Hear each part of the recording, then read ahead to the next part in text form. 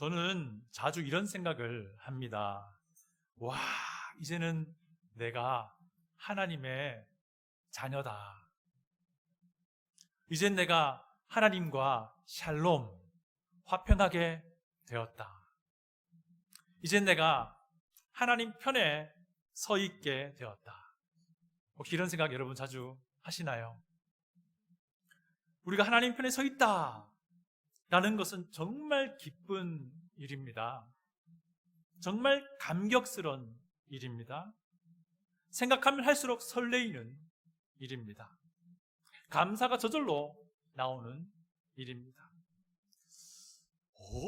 어떻게 죄인된 내가 하나님 편에 서 있을 수 있는가? 라는 것이죠.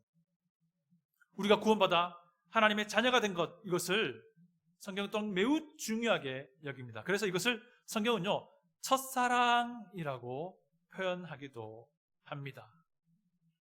여러분, 옛날 한번 생각해 보십시오. 지금의 배우자와 연애할 때를 생각해 보세요. 그 전에 연애 말고요, 지금의 배우자와 연애할 때를 생각해 보세요. 어땠어요? 그때 만나려고 약속 잡아놓고 마음이 두근두근 했던 그런 기억이 있지 않습니까? 저는 그랬거든요. 지금도 그럴 수 있기를 바랍니다. 지금도요. 지금도 내 아내, 내 남편이 정말 최고로 멋지고 최고로 아름답게 보이길 원합니다. 자, 그런데 우리가 왜 그렇게 안 느껴지세요? 예. 그런데 우리가 하나님의 자녀가 된 이후에 하나님의 자녀로 살아가는 그 과정을 쭉 돌이켜 보면 이게 좀 다른 문제인 것 같습니다.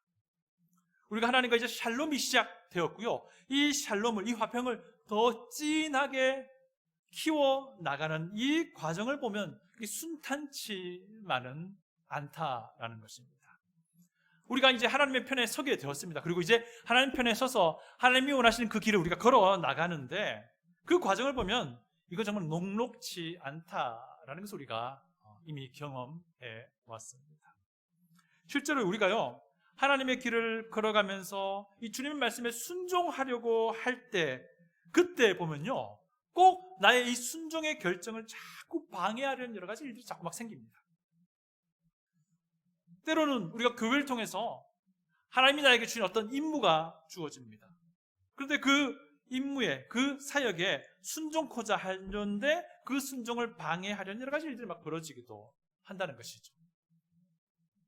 여러분, 하나님의 자녀답게 살아가려고, 예수님의 제자답게 살아가려고 하면요, 이렇게 생각하세요. 10중 8구 그것을 방해하려는 장애물이 놓여져 있다라는 것, 그냥 당연하게 생각하시면 됩니다.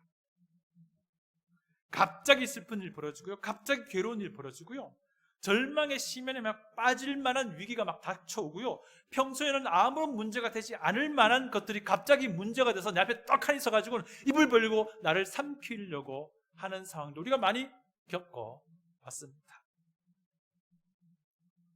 여러분, 그래서요, 우리가 하나님의 자녀답게 살아가려고 하는데, 예수님의 제자답게 살아가려고 하는데 고통이 찾아오고 슬픔이 찾아오고 낙심이 찾아온다면요, 오히려 그거 그냥 그런 거야 라고 생각하시는 게 맞습니다.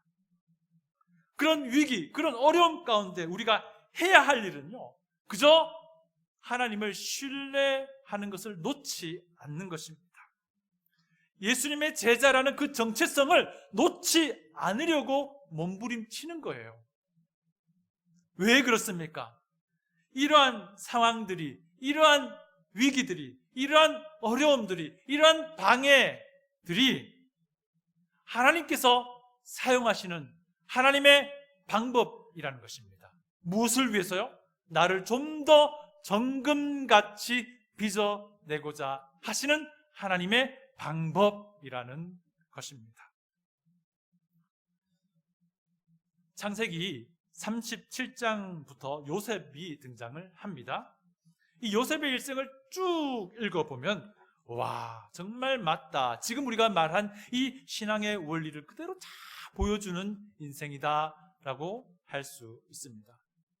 여러분, 요셉은 형들에게 미움받습니다. 우리가 몇 가지 이유를 찾아볼 수 있습니다. 첫 번째 이유가 무엇입니까? 요셉은 형들의 악행을, 잘못을 아버지에게 말해 주었습니다. 물론 아버지가 그 일을 시킨 것이긴 합니다만 말이죠.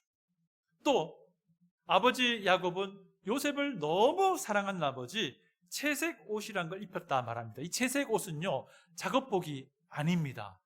작업복이 아닌 채색 옷 입고 형들과 함께 양치는 곳에, 염소 치는 곳에 가 있다. 일하지 말라는 말이죠. 그죠? 예. 또 세 번째 이유는요, 이게 결정적인 것인데 요셉이 꾼 꿈 때문입니다. 요셉이 어떤 꿈 꾸었죠? 두 가지 꿨잖아요. 한 가지는 무엇입니까? 형들의 곡식단이 요셉의 곡식단에게 절한다는 거예요. 기분 나쁘지요. 열받지요. 이게 누가 봐도 뻔한 그런 이야기입니다. 두 번째 꿈은 더 가관이죠. 11별이 있는데 심지어 해와 달도 요셉에게 절하다라는 겁니다. 난리 날 일인 거죠. 이것 때문에 사실 형들이 요셉을 죽이고자 마음에 결정하게 되었음을 오늘 본문을 찾아보면서 우리가 알게 될 겁니다. 자, 그런데 우리가 2주 전에 요셉의 이 꿈이 어떤 의미인지를 살펴본 적이 있습니다. 요셉의 이 꿈은요, 요셉 자기 개인적인 비전을 품은 꿈이 아니에요. 그게 아닙니다. 이 요셉의 꾼 꿈은요, 자기만의 큰 소원과 큰 포부를 품었다, 이런 게 아닙니다. 뭐냐면요, 이 꿈은 하나님이 요셉을 사용해서 하나님의 언약을 이루시겠다는 어쩌면 예언의 말씀과도 같은 것이었습니다. 하나님의 섭리가 어디로 흘러갈 것인지를 미리 보여주는 계시와도 같은 것이었다라고 우리가 2주 전에 살펴봤습니다. 누구라도 알 수 있는 이 꿈은 언약 백성을 위한 하나님의 계획이었어요. 목적이었어요. 그래서 이 꿈이 이대로 실현된다라고 하는 것은요, 그리고 이 꿈이 실현되는 그 현장 가운데 서서 이 꿈이 실현된 통로가 되어진다라고 한다는 것은 어떤 의미입니까? 하나님 편에 서서 하나님과 함께 걸어간다는 것을 의미하는 것이에요. 실제로 이 꿈은요, 13년쯤 뒤에 그대로 실현되기 시작합니다. 요셉이 애굽에서 총리가 되죠. 형들이 요셉에게 나와서 절하는데 요셉인지 모릅니다. 그리고 그 이후에 어떤 일이 벌어집니까? 요셉의 손을 통해서 기근 때문에 굶어 죽을 판에 놓인 이 야곱의 온 가족이 구원받습니다. 기근으로부터요. 그리고 애굽으로 완전히 다 이민 옵니다. 그리고 애굽에서 그 후에 약 400년 동안 하나님은 하나님의 언약 백성, 이스라엘 백성을 만들어 가시는 거예요.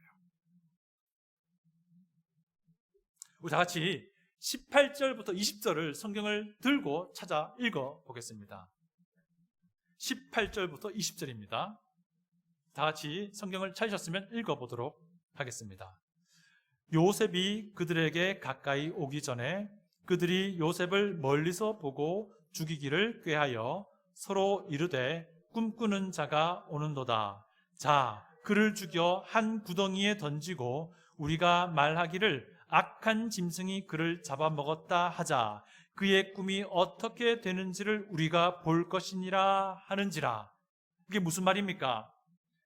창세기 37장의 이 사건을요, 창세기를 모세를 통해서 쓰신 성령님이 어떤 구도로 바라본다는 겁니까?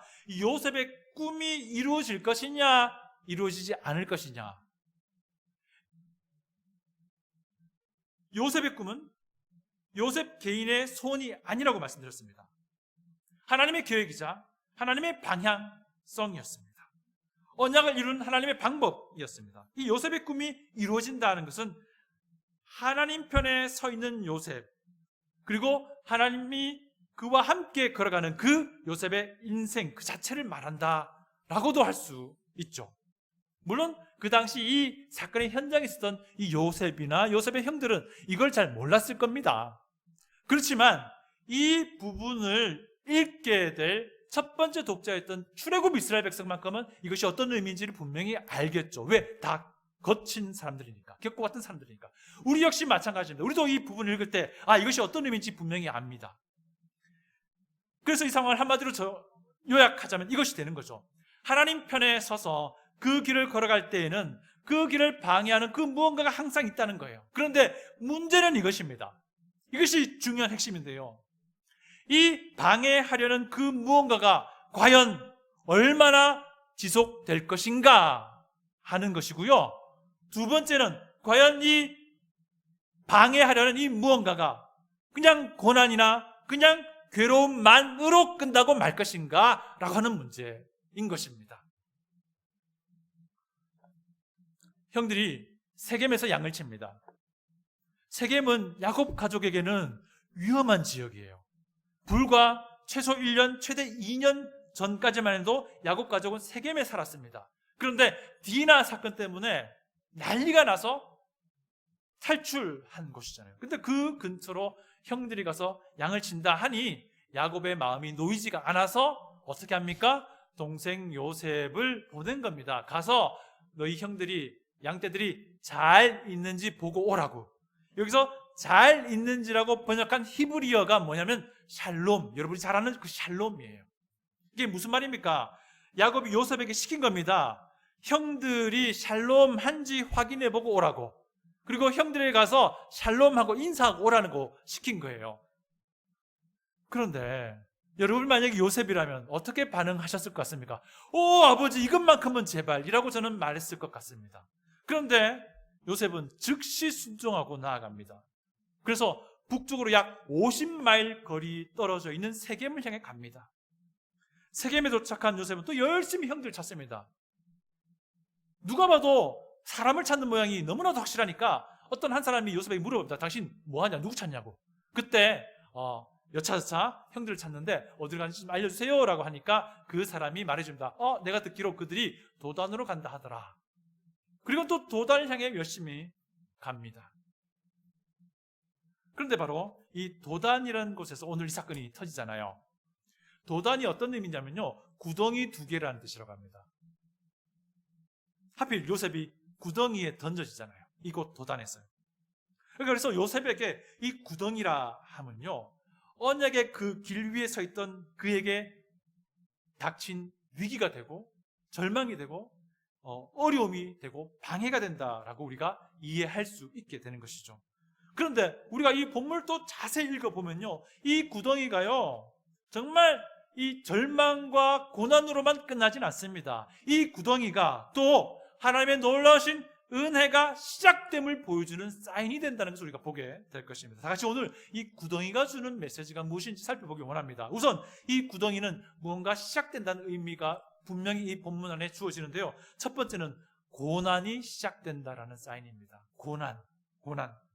고난과 위기와 방해가 시작된다는 사인입니다. 여러분, 요셉이 다가오는 것은 멀리서 바라보던 형들이 어떻게 결정합니까? 저놈 죽이자. 그리고 아버지에게는 뭐라고요? 짐승에게 잡아먹힌 것 같아요 라고 말하면 된다는 겁니다. 그리고 그들이 이구동성으로 말하는 게 그의 꿈이 어떻게 되는지 우리가 볼 것이니라 라고 말하는 거예요. 이게 무슨 말입니까? 요셉에게 있어서는 이것이 요셉에게 참 고난이요, 슬픔이요, 고통이요, 요셉의 그 인생길에 방해가 되지만 결론적으로는 무엇이 됩니까?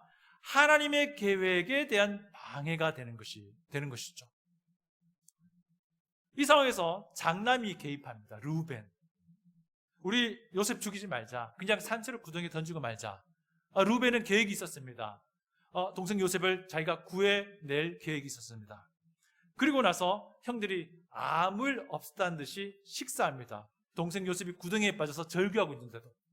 그때 무슨 일인지 모르겠지만 르우벤은 잠시 자리를 비운 상태입니다. 근데 그때 미디안 상인이라고 하는 사람들이 애굽을 향해 가는 그 사람들이 오기 시작한 것을 보게 됩니다. 그때에 유다가 개입하죠. 그래서 우리 동생을 죽이지 말자. 이 정황을 볼 때에 아마 밥 먹던 그 형들이 이렇게 생각한 것 같습니다. 그냥 이 요셉을 구덩이에 던져 넣은 채로 그냥 굶어 죽게 만들자라고 했던 것 같아요.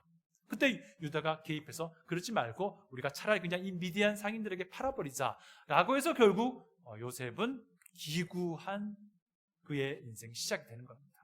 은 20에 미디안 상인에게 팔려 나가는 것이죠. 이 이야기는요, 이렇게 우리가 요약할 수 있는 겁니다. 하나님의 길 위에 서 있던 요셉이 죽을 위기를 맞게 된 겁니다. 하나님 편에 서서 그 길 걸어가다가 아주 심각한 위기를 겪게 된 것을 보여준다 할 수 있습니다. 사실 이 내용을 쭉 보면 요셉의 잘못이라기보다는요, 그가 하나님의 계획과 목적에 본의 아니게 서 있게 되었던 것입니다. 그래서 하나님의 계획에 대한 방해가 있었던 것이고, 그로 인해서 요셉 역시 위험에 처하게 된 것이다 라고 우리가 이해할 수 있지요. 그런데 하나님은 그냥 내버려 두진 않으셨어요. 루벤을 통해서 개입하셨고 유다를 통해서 개입하시긴 하셨습니다. 그래서 죽을 위기에서는 건져내셨지만, 그러나 완전히 이 어려움을 해결해 주지는 않으셨다는 거예요. 요셉에게 있는 이 절망의 고통의 이 구덩이가, 여기가 끝이었습니까? 아닙니다. 끝이 아니었어요. 그가 애굽으로 팔려나가서 그것은 완전히 만사 형통하지도 않았습니다. 어떤 일이 벌어집니까? 보디발이라는 사람의 집에 노예로 팔려가는데 그곳에서 어떤 일이 벌어집니까? 억울한 누명을 쓰잖아요. 보디발의 아내를 겁탈하려고 했다라는 누명을 씁니다. 그리고 또 어떻게 됩니까? 감옥에 갇히기까지 합니다. 요셉의 이 구덩이는요, 이제 막 시작된다는 사인입니다. 무엇이요? 고난이, 고통이, 방해가. 여러분, 우리가 하나님의 자녀로 살아가는 과정을 보면요, 그냥 필연적으로 시련이 따라온다고 보시면 됩니다. 하나님과 우리가 화평을 유지하는 과정을 보면요, 필연적으로 고난이 따라온다는 거예요. 하나님 편에 서서 그 길을 걸어가는 과정을 보면요, 항상 방해물이, 장애물이 있더라는 겁니다. 말씀에 순종하려고 할 때에 순탄치 않은 일이 자꾸 벌어집니다. 말씀에 순종하려는 그 결단을 자꾸 무너뜨리려는 사건들이, 사고들이 자꾸 생겨나는 거예요. 새로운 마음으로 결단하고 주님 말씀에 순종하고자 할 때에, 주님의 몸된 교회 안에서 섬기려고 할 때에 그걸 방해하려는 여러 가지 일들이 자꾸 벌어지는 거예요. 이것이 믿음의 길 가운데 그냥 당연하게 일어난 일인 거예요. 그래서 여러분이 이렇게 믿음의 길을 걸어가려고 하는데 고통이 찾아옵니다. 그냥 받아들이시면 돼요. 여러분, 제자답게 살려고 하는데 슬픔이 찾아옵니까? 내가 정상적인 그리스도인의 삶을 살고 있구나 라고 여기시면 되는 겁니다. 여러분이 말씀에 순종하려고 하는데 낙심이 찾아옵니까? 당연한 거라고 생각하세요. 그리 새로울 것도, 그리 특별한 것도 없는 거예요. 그저 정상적인 그리스도인이라면 누구라도 겪게 되는 것이기 때문인 거예요. 제가 너무 강하게 말씀드립니까? 아니에요. 이게 정상적인 그리스도인 삶 앞에 펼쳐진 일인 거예요. 예수님이 그와 똑같은 길을 걸어가셨습니다. 십자가의 고난의 길을 그는 받으셨습니다. 그 길을 걸어가신 예수님을 따라가는 자들이 우리 그리스도인, 예수님의 제자인 겁니다. 그래서 나를 위해 생명을 내어주기까지 사랑하신 그 길을 먼저 걸어가신 예수님을 먼저 따라가면서 고난과 고통 가운데 그분을 신뢰해 보며 따라가 보는 거예요. 마음이 심란할 수 있습니다. 우리 안에 주어진 샬롬을 붙들고 한 걸음 한 걸음 발을 내디뎌 보자는 겁니다. 그렇게 할 때요, 그 구덩이가 그런 발걸음을 내딛는 우리에게 또 다른 메시지가, 또 다른 사인이 되어준다라는 거예요. 또 다른 메시지라면 무엇이냐? 이 구덩이는요, 은혜도 동시에 시작된다는 사인을 주는 거예요. 다 같이 우리 36장을 읽어봅니다. 성경을 펼쳐서 36장을 다 같이 읽어봅니다. 시작. 그 미디안 사람들은 그를 애굽에서 바로의 신하 신위대장 보디발에게 팔았더라. 요셉은 살해당해서 구덩이에 던져질 위기에 있었습니다. 그런데 하나님이 루벤을 개입시킵니다. 그리고 그 죽음을 막으셨어요. 구덩이에 빠져 외면당한 채 굶어 죽을 위기에 처해 있었지만 하나님은 유다를 개입시켜서 요셉의 목숨을 살리십니다. 그렇게 하나님의 은혜를 보여주신 거예요. 그런데 결국 요셉은 보디발 집의 노예로 팔려 갈 수밖에 없는 상황에 처합니다. 그리고 그곳에서 정말 억울한 일을 당합니다.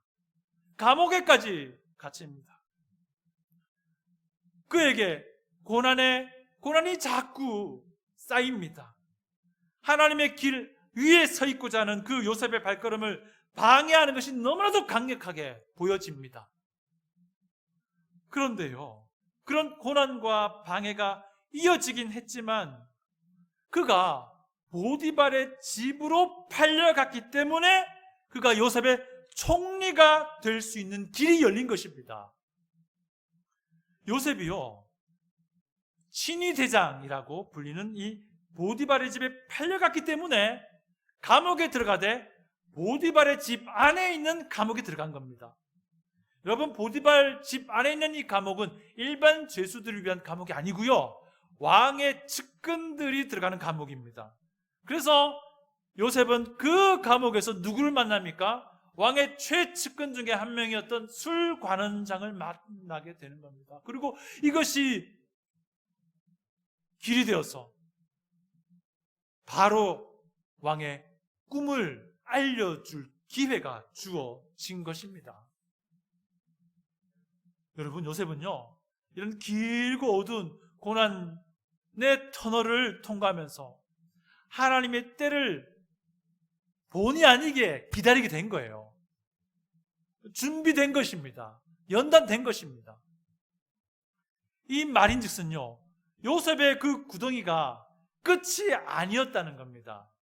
그 구덩이는요, 또 다른 구덩이, 또 다른 고난의 구덩이의 시작만 된 것이 아니고요, 그 구덩이는 또 다른 하나님의 은혜가 시작되는 구덩이가 되었다라고 하는 거예요.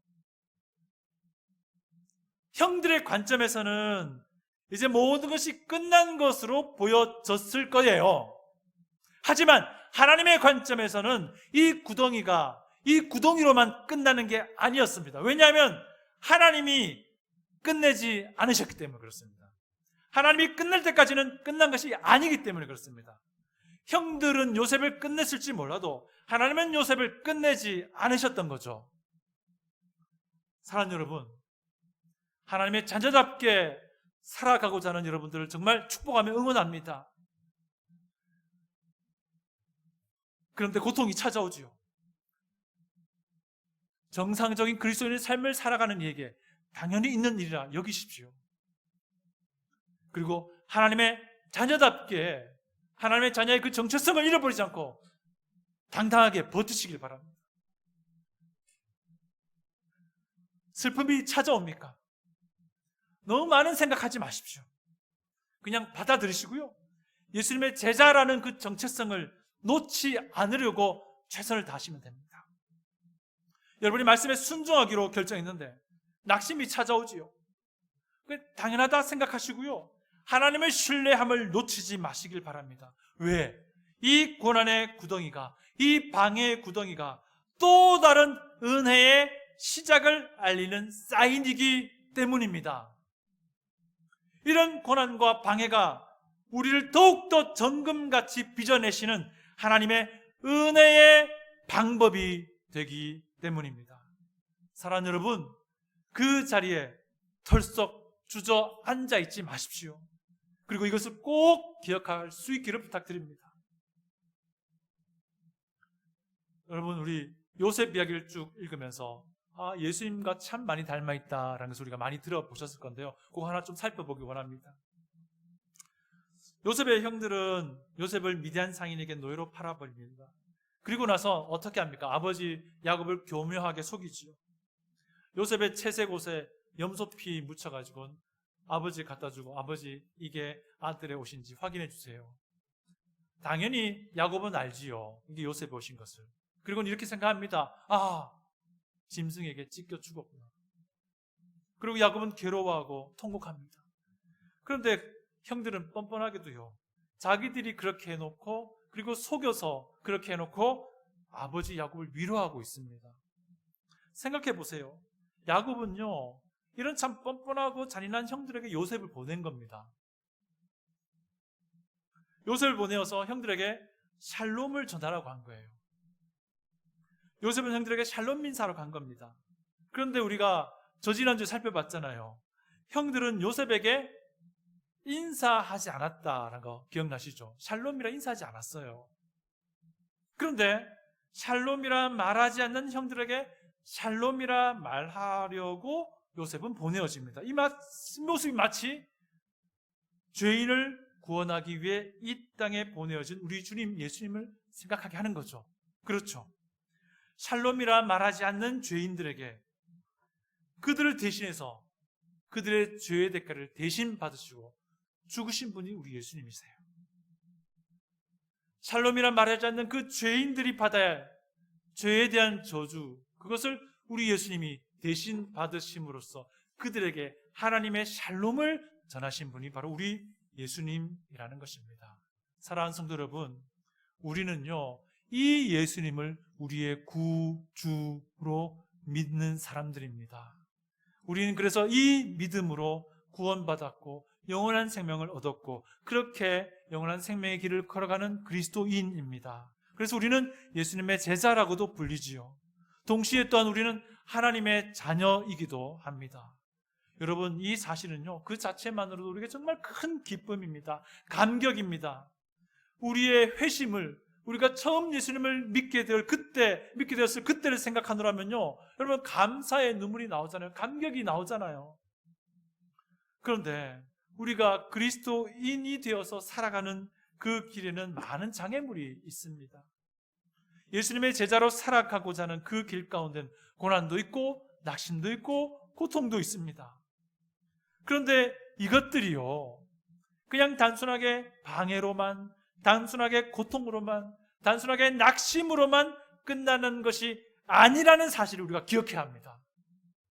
그 수많은 장애물과 그 수많은 고난과 그 수많은 낙심과 고통은요 하나님의 은혜도 이제 시작된다라는 놀라운 하나님의 선언이라고 하는 것을 우리가 마음속 깊이 새길 수 있기를 원합니다.